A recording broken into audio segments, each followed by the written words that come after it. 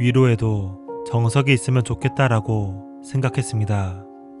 절실하게 준비했던 시험에 떨어졌다는 친구 A에게, 사랑하는 사람을 떠나 보내야 했다는 친구 B에게 저는 해줄 말을 떠올리지 못했습니다. 그런 상실을 겪은 친구에게 무슨 말을 해줄 수 있었던 것일까요? 제가 겨우 꺼냈던 말은 시간이 지나면 괜찮아질 거야 정도였습니다. 썩 좋은 위로는 아니었다고 생각합니다. 슬프게도 위로의 말을 전해야 하는 순간들이 생각보다 많이 옵니다. 그럴수록 저는 위로에 정석이 있어서 따라할 예제라도 있었으면, 정답이란 게 있으면 좋겠다고 생각했습니다. 어느 날 갑자기 위로의 대상이 되어버린 유명인이 있습니다. 페이스북의 CEO 세릴 샌드버그입니다. 그녀가 말합니다.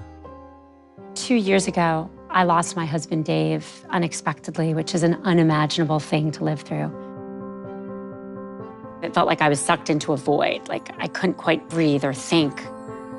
I didn't think I was going to get through it. 그녀의 소식을 들은 애덤 그랜트가 달려옵니다. We can't control what happens to us, but we do have some influence over how we respond to the events and hardships in our lives. What Adam gave me were specific things I could do. 와튼스쿨 조직 심리학 교수인 애덤은 그녀의 곁에서 고통을 어떻게 극복할 수 있는지 알려줍니다. 그렇게 위로의 정석에 가장 가까운 책 옵션 B가 두 사람에 의해 쓰여집니다. 책은 가장 먼저 상황을 피하지 않아야 한다고 말합니다. 많은 사람들이 이런 생각을 합니다. 괜히 위로하려다가 말실수라도 하면 어떡하지? 상처를 언급했다가 친구의 기분이 날카로워지면 어떡하지? 그리고 의심이 이어집니다. 걔한테는 친구가 워낙 많으니까 난 그렇게 친한 게 아닐지도 몰라. 그렇게 위로를 건네줘야 하는 순간에 우리는 잘못된 걱정으로 의도치 않게 친구를 외면합니다. 우리는 슬픈 것에 대해 말하기를 매우 조심스러워합니다. 그래서 선뜻 괜찮으냐고 물어보기 힘들어 다른 주제로 돌려 말하려고 합니다. 하지만 고통을 견디고 있는 사람들 중 많은 이들이 자신의 고통을 이해받고 싶어하고 그에 대해 이야기하고 싶어합니다. 정말 상처받은 사람은 우리가 어떤 얘기를 해도 자신의 상처에 대해 생각하고 있을지도 모릅니다. 그래서 상처를 무시하기보다는 같이 그 상처를 나눠 가져야 합니다. 물론 진짜 속마음을 털어놓는 대화를 피하고 싶은 사람도 있을 것입니다. 세릴은 그럴 때 친구의 이 말이 큰 위안이 되었다고 합니다. 언제든 말하고 싶을 때 말해요. 지금도 좋고 나중에도 좋아요. 당신에게 도움을 줄 수 있다면 무엇이든 말해요. 마음이 열려 있다는 것을 전하는 것입니다.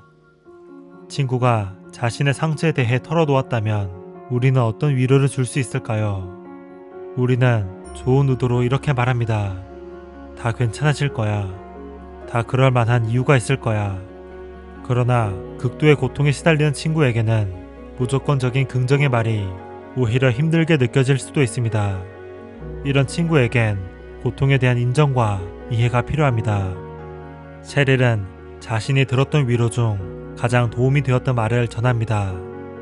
네가 고통을 겪고 있다는 걸 알아. 내가 곁에 있어 줄게. 어떤 말을 해도 그 사람의 마음에 위안을 줄 수 없다면 그저 옆에 있어 주겠다고 말하는 것입니다. 그 후 셰릴은 자신의 친구가 상실을 겪자 이렇게 말해줍니다. 앞으로 무슨 일이 일어날지 모르겠지. 나 역시 몰라. 하지만 그 과정을 너 혼자 겪게 하진 않을 거야. 그 과정을 걷는 걸음마다 내가 함께 있어 줄게. 그저 옆에 있어 주겠다는 위로가 왜 그렇게 마음에 와닿는 걸까요? 애담이 실험 하나를 들려줍니다. 소음이 불규칙적으로 들려오는 상황에서 사람들이 퍼즐을 맞춥니다. 사람들은 집중하려고 애썼지만 소음 때문에 불안이 커지고 신경이 날카로워집니다. 자꾸만 실수를 합니다. 결국 많은 사람들이 크게 좌절하면서 실험을 포기합니다. 이번엔 연구자들이 일부 사람들에게 도피 수단을 제공합니다. 잠시 소음을 멈추게 할 수 있는 버튼을 준 것입니다. 버튼을 누르면 소음이 줄어들고 사람들이 침착하게 퍼즐을 맞출 수 있을 거라 생각했습니다.